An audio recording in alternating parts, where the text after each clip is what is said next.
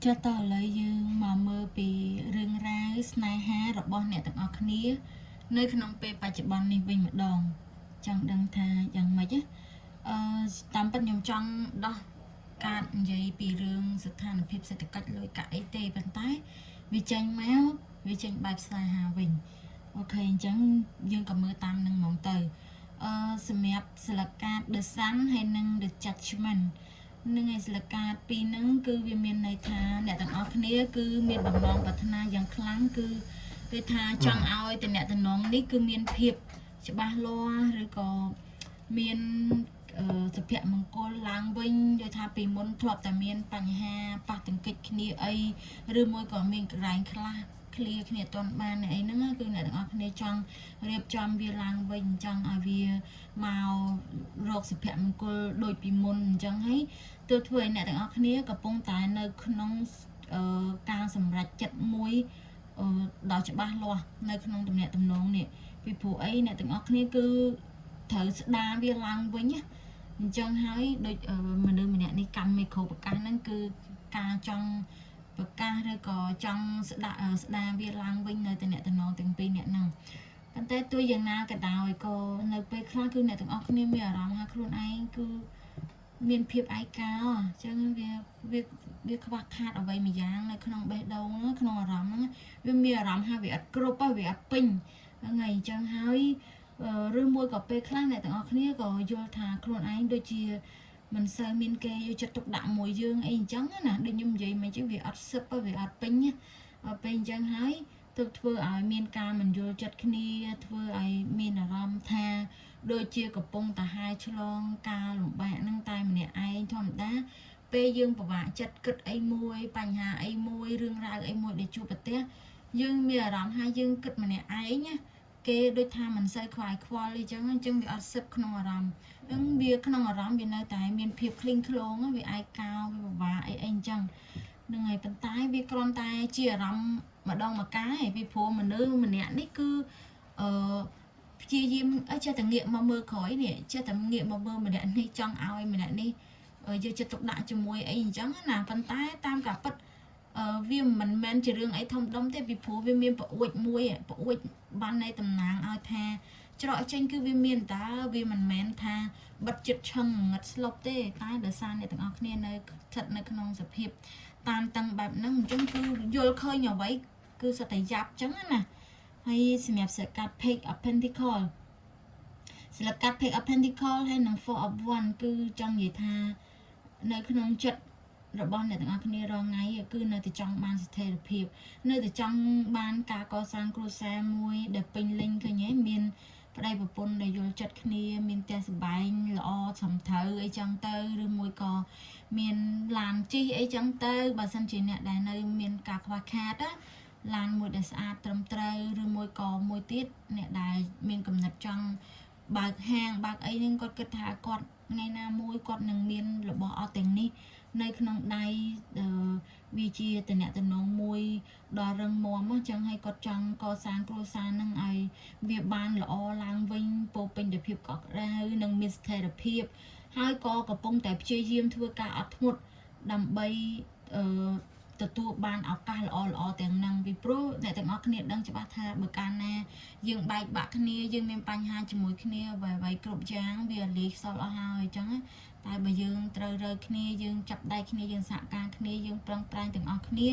យើងនឹងអាចកសាងវាបានមកដោយកណ្ដាប់ដៃរបស់ពួកយើងអីចឹងណានៅក្នុងចិត្តអ្នកទាំងអស់គ្នាអញ្ចឹងវា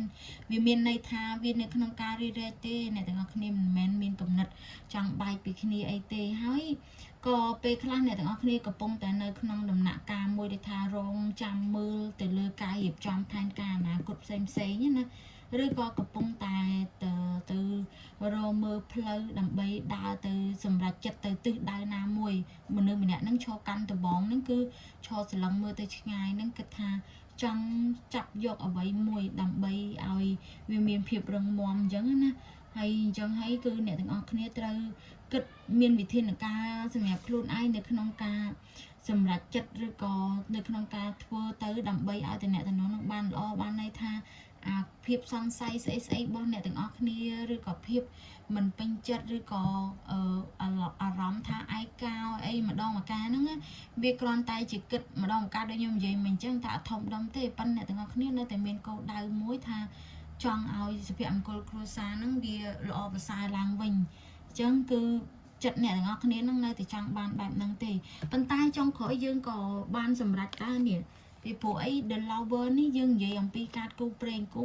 ហើយនឹងគូគាត់គឺខុសគ្នាអ្នកខ្លះគាត់លើថាគូព្រេងគាត់គិតថាល្អទាំងអស់គូព្រេងវាមិនអាក្រក់ទេប៉ុន្តែអ្នកខ្លះរស់នៅជាមួយគ្នាដល់ចាស់ហ៎ប៉ុន្តែឲ្យអារម្មណ៍ថាសឹកហ្មងអត់ទេប៉ុន្តែចោលនេះបានទេมันអាចបែកគ្នាបានទេវាខុសពីគូកម្មជួបគ្នាឲ្យប្រត់គ្នាកណ្ដាលផ្លូវអីចឹងណាហើយនឹងមួយទៀតគូគាត់បានរស់នៅសម្ដីធ្ងន់ដាក់គ្នាក៏អត់មានដែរអាហ្នឹងបានវាជាគូគាត់តែនេះអ្នកទាំងអស់គ្នាវាមានការរកម្មរកោគ្នាខ្លះដែរមិនមែនអត់ទេប៉ុន្តែវាមិនមានអីដែលជាដុំកពួនដល់ថ្នាក់ធ្វើឲ្យមានការសម្រេចចិត្តត្រូវដាច់គ្នាបែកគ្នាទេវាអត់មាននៅក្នុងដំណាក់កាលហ្នឹងទេត្រូវមានកាត់ The Lover មកទៀតគឺបានន័យថាអ្នកទាំងអស់គ្នានឹងបានជួបនៅ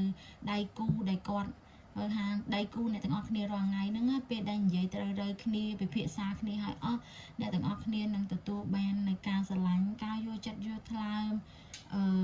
ដូចថាចំណងស្នេហាហ្នឹងវាស្អិតល្មួតល្អឡើងវិញអីចឹងណាពីព្រោះវាបញ្ជាក់ពីថាអ្នកទាំងអស់គ្នាគឺប្រឹងប្រែងរកច្រកចេញមិនថាជួបឧបសគ្គអីក៏ដោយគឺមិននៅស្ងៀមទេហើយក៏មិនរងចាំឲ្យពេលវេលាអ្នកសម្រាប់ទាំងអស់ដែរអ្នកទាំងអស់គ្នាព្យាយាមរកផ្លូវចេញដោះស្រាយបញ្ហា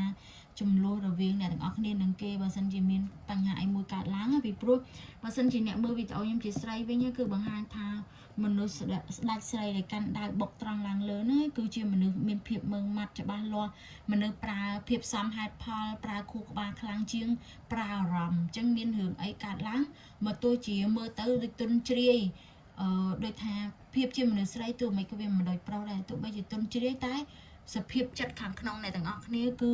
រឹងមាំហើយឈរលើហេតុផលជានិច្ចហើយនឹងដោះស្រាយវាដោយភាពម៉ឺងម៉ាត់ដោយច្បាស់លាស់ដោយម្ចាស់ការលើខ្លួនឯងអត់គិតរឿងអារម្មណ៍អីខ្លាំងពេកទេអញ្ចឹងសរុបមកបើខ្ញុំចង់និយាយអំពីរឿងរ៉ាវស្នេហារបស់អ្នកទាំងអស់គ្នាគឺបានន័យថានៅក្នុងដំណាក់កាលនេះគឺអ្នកទាំងអស់គ្នានៅបច្ចុប្បន្នហ្នឹងគឺនៅក្នុងដំណាក់កាលដែលត្រូវកែប្រែអ្វីផ្សេងទៀតដើម្បីឲ្យវាមានសភាពល្អប្រសើរប៉ុន្តែអ្នកទាំងអស់គ្នាត្រូវឆ្លងកាត់ការលំបាកឬការសម្រេចចិត្តអីផ្សេងហើយក៏ប៉ັດមានគម្រោងចង់រៀបការមួយគ្នាចង់ទិញផ្ទះមួយគ្នាអីច្រើនមែនតើសម្រាប់អ្នកដែលអត់ទាន់បានរៀបការមួយគ្នាតែសម្រាប់អ្នកដែលគាត់រៀបការមួយគ្នាហើយគឺគាត់មានគម្រោងចង់បានផ្ទះចង់បានរបស់ធំដុំណាមួយជាចំណងអនុស្សាវរីយ៍អាពាហ៍ពិពាហ៍របស់គាត់អីចឹងណាហើយអ្នកទាំងអស់គ្នាក៏ចាប់ដើមមានស្ថិរភាពគ្រួសារឡើងវិញមានអារម្មណ៍ថាការនឿយហត់ទាំងអស់ហ្នឹងតិចទៀតនឹងភាពឯកោទាំងអស់ហ្នឹងក៏វាត្រូវបាត់បង់ដែរមិនអីទេវានឹងអាចឆ្លងបានអញ្ចឹងណាហើយដំបូងមានគឺគ្រាន់តែយើងរក្សាភាពរឹងមាំឲ្យដូច Queen of Swords នេះទៅរក្សាភាពរឹងមាំហើយនឹងប្រើការវិភាគសាគ្នាដោយហេតុផលនិងភាពស្មោះត្រង់ចិត្តត្រជាក់ហើយនោះអ្នកទាំងអស់គ្នានឹងអាចរកផ្លូវដើរឃើញហើយអញ្ចឹងណា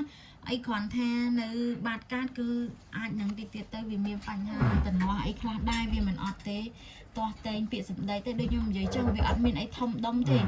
ពីព្រោះអីនេះវាមានសកាត់ The Star អីសិតតែកាត់ល្អតាវាមានភាព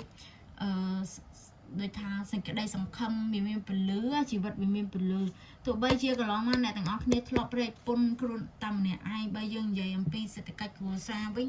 ខ្លួនឯងពិបាកវេទនាហ្នឹងប៉ុន្តែវាក៏មិននៅយូរប្រហែលដែរទីទៀតអ្នកទាំងអស់គ្នាអាចមានលុយមានកាក់រហូតដល់ចាយ